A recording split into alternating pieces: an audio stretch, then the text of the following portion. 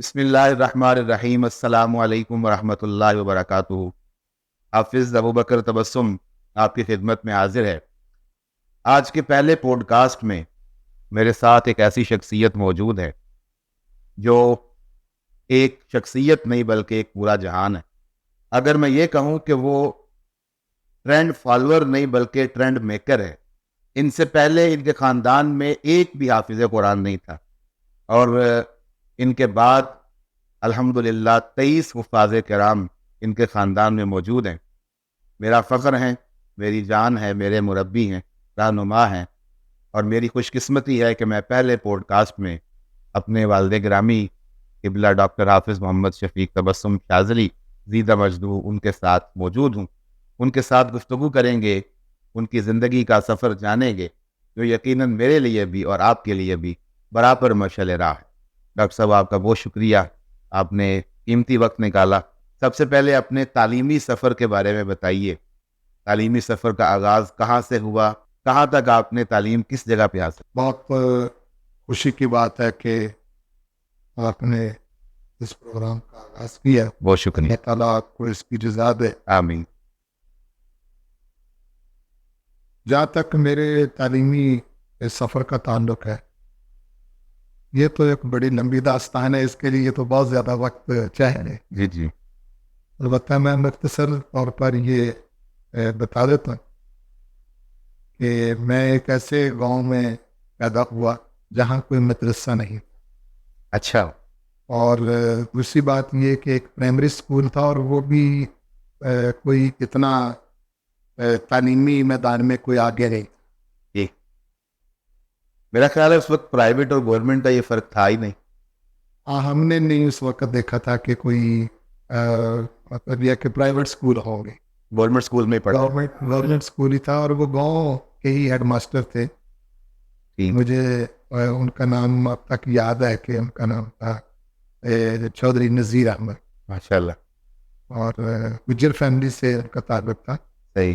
اور بہت اچھے تھے۔ قریب ہی ان کا گھر تھا، وہیں سے اٹھ کے وہ آ جاتے تھے اور پڑھاتے تھے، اور کبھی کبھار اساتذہ بدلتے رہتے۔ صحیح۔ وہ بہرحال پرائمری سطح تک وہ اسکول تھا۔ کس گاؤں کی بات ہے؟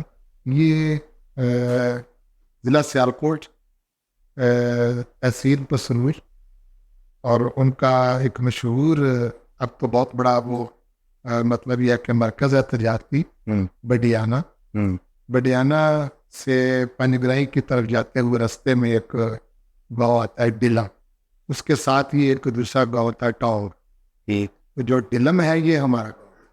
ٹھیک، یعنی یہ آپ کا آبائی گاؤں اور شہر سیالکوٹ۔ جی، سیالکوٹ آبائی شہر۔ ڈلم جو ہے نا، یہ ہمارا آبائی گاؤں۔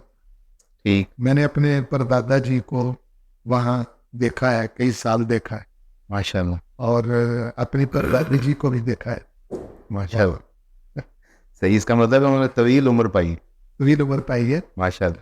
اور وہ بڑے سانے لوگ تھے، نیک لوگ تھے۔ جو یہاں سے پھر میرے دادا جی، جن کو مولوی رحمت علی صاحب کہتے ہیں، ٹھیک۔ کا اس میں گرامی مولوی رحمت علی صاحب، صحیح۔ وہ یہاں سے پھر ہجرت کر کے تو وہ فیصل آباد گئے تھے۔ اصل گاؤں ہمارا یہی ٹھیک۔ ڈلم۔ صحیح۔ تو پھر میرے والد گرامی اور میرے چچا جان دونوں، اور میرے تایا جی، وہ وہیں رہتے تھے۔ وہ ابا جی پھر وہاں سے دوبارہ اپنے آبائی گاؤں کی طرف آئے تھے، ٹھیک۔ پھر اس وجہ سے ہم ادھر رہے۔ بس میں نے مجھے میرے والد گرامی نے، امی جی بتایا کرتے تھے کہ تیری پیدائش فیصل آباد کی ہے۔ صحیح۔ وہ باقی جو میرے بہن بھائی ہیں، ہم 7 بہن بھائی ہیں، 5 بھائی اور 2 بہنیں، وہ باقی جو 6 بہن بھائی ہیں ان کی پیدائش ادھر کی ہے۔ میری فیصل آباد کی ہے، تو میں چھوٹا تھا تو وہیں سے پھر یہ ادھر آ گیا۔ صحیح۔ تو وہاں سے گجرانوالہ کی طرف؟ وہ ایسے نہیں، یہ بہت بعد میں آنا ہوا۔ اچھا۔ ڈلم سے ہم جو ہے وہ کچھ دیر پرائمری تو میں نے اپنے گاؤں میں کی، پرائمری ایجوکیشن گاؤں میں ہی حاصل کی۔ اور میں وہاں ذکر کرنا چاہوں گا کہ ہمارے ایک استاد تھے جناب منظور احمد صاحب۔ ٹھیک۔ یہ حجام کا کام کرتے تھے، لیکن ان کا بہت شوق تھا یہ قرآن مجید بچوں کو ناظرہ مسجد میں پڑھا. ماشاء اللہ میں نے انہی سے ناظرۃ القرآن پڑھا. ماشاء اللہ. تو پھر وہاں سے مڈل ایجوکیشن کے لیے ہمیں بڈیانہ آنا پڑتا تھا. بڈیانہ کا جو اسکول ہے گورنمنٹ ہائی اسکول اس وقت تھا، اور وہ بہت مشہور اسکول ہے، اور یہ ارد گرد کے بہت سارے علاقے اس کو لگتے ہیں، ٹھیک. گاؤں سارے ارد گرد کے وہیں آتے تھے بچے. تو میں نے بھی مڈل وہیں کیا. صحیح. تو مڈل ایجوکیشن جو ہے یہ میں نے 1982 میں مڈل کی. اچھا ماشاء اللہ. مجھے یاد ہے کہ میں حفظ کے لیے 10 اپریل 1982 کو سیالکوٹ گیا. یعنی مڈل کے بعد میٹرک سے پہلے حفظ القرآن کے لیے آپ گئے. جی وہ واقعہ میں نے سنا ہوا ہے. اب میں چاہتا ہوں کہ میرے ناظرین کو بھی آپ بتائیں جی. کہ جب دادا جی قبلہ مرحوم رحمۃ اللہ علیہ آپ کو پہلی دفعہ حفظ کے لیے چھوڑنے گئے، وہ واقعہ بڑا دلچسپ ہے. میں چاہتا ہوں کہ آپ ہمارے ناظرین کو بھی سنائیں. وہ کہ یقیناً میں نے کسی کتاب میں تو نہیں پڑھا، بہت میں نے بہت بعد میں بہت مطالعہ کیا، لیکن کسی کتاب میں میں نے پڑھا نہیں. لیکن میں نے ان سے سنا ہے، وہ بہت مشعل راہ واقعہ ہے جو انہوں نے فرمایا، اور میرا خیال ہے کہ یہ میری تربیت کا بہت بڑا ایک حصہ تھا. وہ سائیکل پر مجھے چھوڑنے کے لیے سیالکوٹ جائے. اچھا. یعنی ڈیلم سے سائیکل پہ. میں یہاں پہ رکوں گا، یہ کسی کی موٹیویشن تھی یا ان کا اپنا شوق تھا؟ والد صاحب کا مجھے حافظ قرآن بنانے کا یا کوئی عالم دین بنانے کا شوق نہیں. اچھا. میری والدہ کا شوق تھا. ٹھیک. اور خاص طور پر ہمارے گاؤں میں میرے قبلہ استادی المکرم شیخ الحدیث تفسیر حافظ غلام احمد خادمی رحمۃ اللہ علیہ، وہ ان کا سسرال بھی ہمارا گاؤں ہی ہے. اچھا. دلم. ماشاء اللہ. ہماری باجی جان جو ہیں وہ اس گاؤں کی تھی. صحیح. تو وہیں کے ایک میاں ولی محمد صاحب تھے، یہ میرے استاد جی کے ماموں. ٹھیک. وہ یہ مسجد کی امامت کرتے تھے. تو ماں جی کا بہت زیادہ تعلق تھا اس حوالے سے کہ وہ پیرا بہت دیتی تھیں کہ یہ میرا بیٹا مسجد میں جا کے نماز پڑھتا ہے یا نہیں پڑھتا. اس کے لیے بھی ایک بہت دلچسپ باتیں ہیں کچھ، ان میں سے میں ایک سنا دیتا ہوں. جی جی یقیناً. ہمارے بزرگ ہوتے تھے بابا جی حیات محمد. میں ذکر کر دوں کہ ہمارے چاچا جی مشتاق صاحب، چاچا جی غلام احمد، چاچا جی یعقوب صاحب، ان کے مبارک. اچھا اچھا. ٹھیک. اور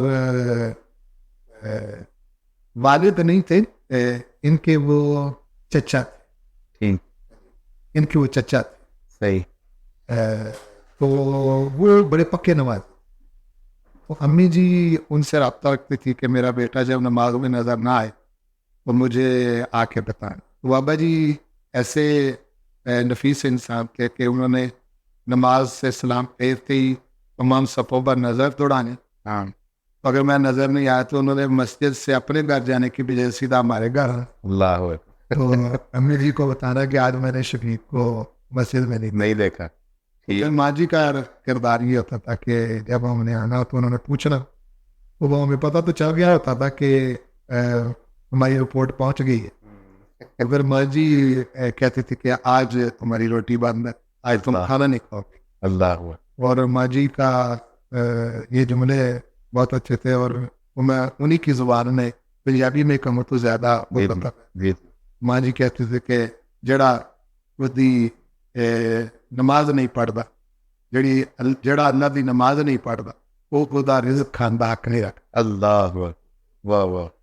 خواتین و حضرات، یہاں میں یہ کہوں گا کہ آج کل کی ماؤں کا کردار اس واقعے کے تناظر میں دیکھنا بڑا ضروری ہے کہ جو اسکول کے لیے ویل ڈریس کر کے اپنے بچے کو بھیجتی ہیں لیکن نماز کے لیے اس کی پرواہ نہیں کرتے، تو یقیناً وہ بڑے ہو کر اس طرح پھر ان کو نماز کی طرف لانا بہت مشکل ہے.